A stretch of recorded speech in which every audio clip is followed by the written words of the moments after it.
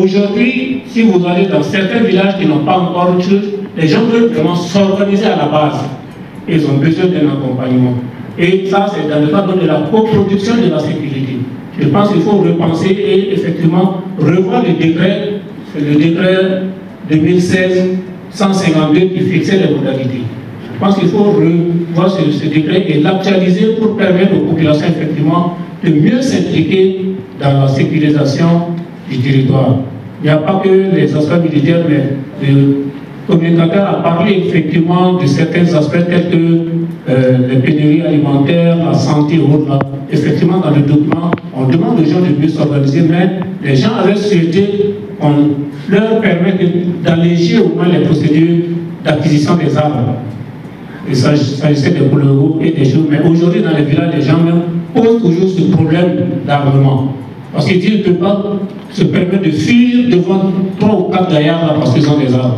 Et je pense que c'est vraiment une préoccupation légitime qu'il faudrait que l'on prenne en compte.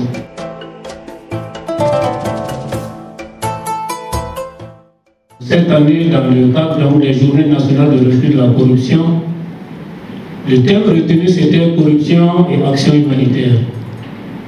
J'ai eu la chance d'animer une de ces conférences et je me dis que une des grandes entraves, un des grands obstacles aujourd'hui de l'action humanitaire dans notre pays, c'est la corruption.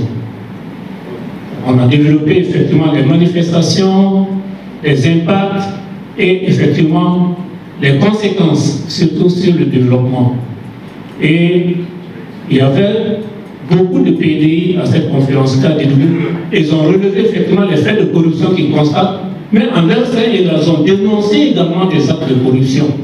Moi, je pense qu'il faudrait qu'au niveau de l'action humanitaire et au niveau des collectivités territoriales, les gens soient un peu plus regardants dans la distribution des vivres, parce qu'il y a des gens qui peuvent faire un mois sans avoir un seul sac pendant que d'autres accumuler des sacs qu'ils vont revendre. Ils ont même dénoncé ça sans compter les abus sexuels.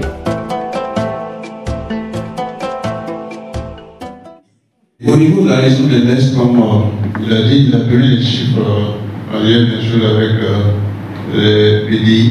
Mais la particularité à notre niveau, c'est qu'il y a ce qu'il a appelé la solidarité endogène agissante. Nous, au niveau de l'Est, nous n'avons pas de site dédié aux personnes déplacées du pays. Nous avons des familles d'accueil qui ont accepté effectivement et prendre en charge, accueillir ces populations, ces personnes déplacées internes, parce qu'on estime que nous sommes dans la même région, dans le même pays, et pourquoi créer un site spécialement pour ces personnes.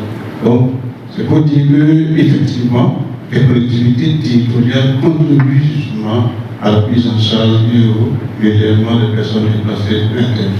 Donc, vraiment, c'est ce qui est fait sur le terrain. Au niveau de l'Est, en tout cas, et je sais que c'est pratiquement fait dans toutes les collectivités territoriales, que ce soit pour les jeunes.